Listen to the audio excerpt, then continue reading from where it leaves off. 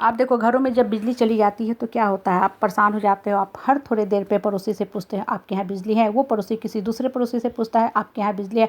आपके पास करने को कुछ काम नहीं होता, आप सोचते हो हम करें तो करें क्या। बरामदे में बैठे होते हो, जीने में बैठते हो, बाहर बैठते हो, पड़ोसी के दरवाजे के आसपास भटकते रहते हो। आप सोचते हो कि मेरे पास कुछ काम ही नहीं है, अब करें तो हम करें क्या।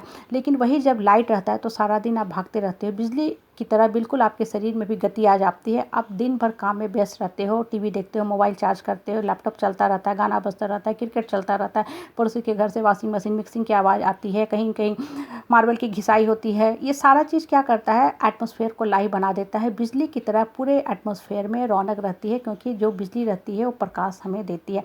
अब देखो, लेकिन जीवन की परिस्थिति जो है हमेशा हमारे मन के हिसाब से नहीं चलेगी। बहुत बार हमारे लाइफ में होता है कि ऐसी परिस्थिति और परेशानी आती है जब सिर्फ और सिर्फ हमें अंधकार दिखता है। हम सोचते हैं हम इस परिस्थिति का सामना भगवान करें कैसे, क्योंकि बहुत बार ऐसा होता है लाइफ में अनएक्सपेक्टेड चीज़ें हो जाती हैं जो हमारे मन में सिर्फ और सिर्फ दुख दर्द कष्ट क्लेश संताप देने लगती है। हमें आगे का कोई भी रास्ता नहीं सोचता है।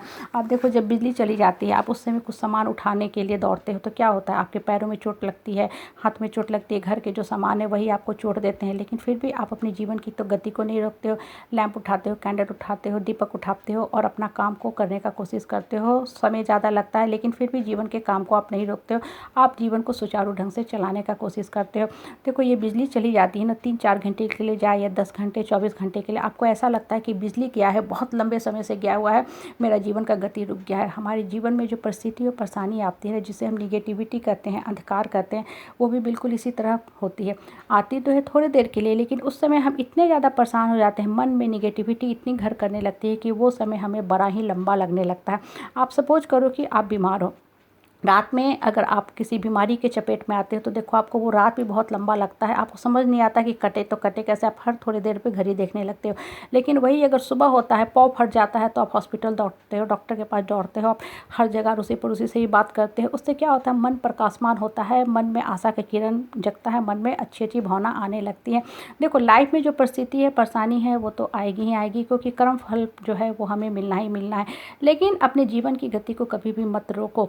बिजली जाती है, आप कैंडल उठाते हो, दीपक उठाते हो, उससे काम करते हो। उसी तरह लाइफ में जब भी कोई परिस्थिति और परेशानी आते हैं, अपने मन को शांत करो, स्थिर करो। मन से जो निगेटिविटी है उसको साइड करने का कोशिश करो।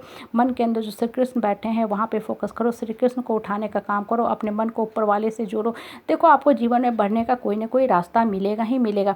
देखो, हर विपरीत परिस्थिति में भगवान हमारे पीछे खड़ा रहता है। महाभारत के काल में देखो क्या हुआ था, जब पांडव लोग वन में गए हुए थे, श्री कृष्ण हर मोड़ पे उनके साथ खड़े थे। 13 साल का जो वनवास ये लोग काट रहे थे, श्री कृष्ण ने हर मोड़ पे पांडवों का रक्षण किया, पांडवों को बुद्धि दिया, ज्ञान दिया, उत्प्रेरक के रूप में उनको आगे बढ़ने की शिक्षा दी।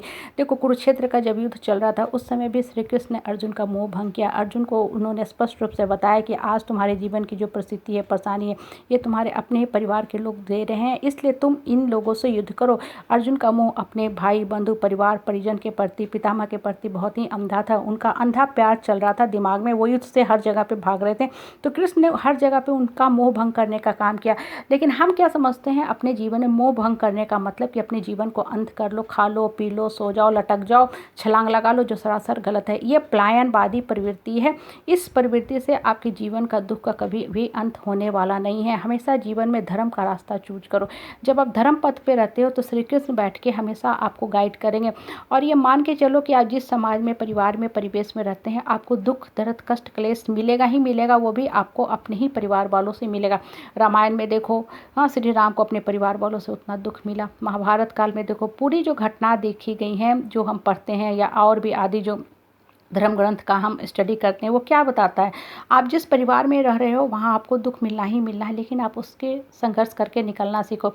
हिरण्यकशिपु ने देखो अपने बेटा प्रहलाद के साथ क्या सलूक किया, उसकी कहानी हम सब जानते हैं। वो क्या बताता है कि जिस परिवार में हो, आपको दुख दर्द देने के लिए आपके अपने ही सहयोगी मिलेंगे, अपना ही खून मिलेगा, अपना ही निकटवर्ती मिलेगा।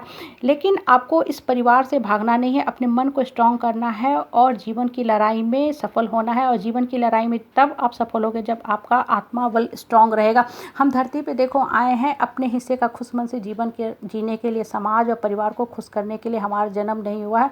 जो इंसान अपने आत्मबल को स्ट्रांग रखता है, अपनी आत्मा की बात सुनता है, वो अपने इस लाइफ के डेस्टिनी के भी दुख को ख़त्म करता है और अगले जन्म में भी हैप्पी डेस्टिनी लिखता है। इसलिए मन को हमेशा मजबूत रखो, अपने मन को ऊपर वाले के प्रकाश से प्रकाशित करने की कोशिश करो।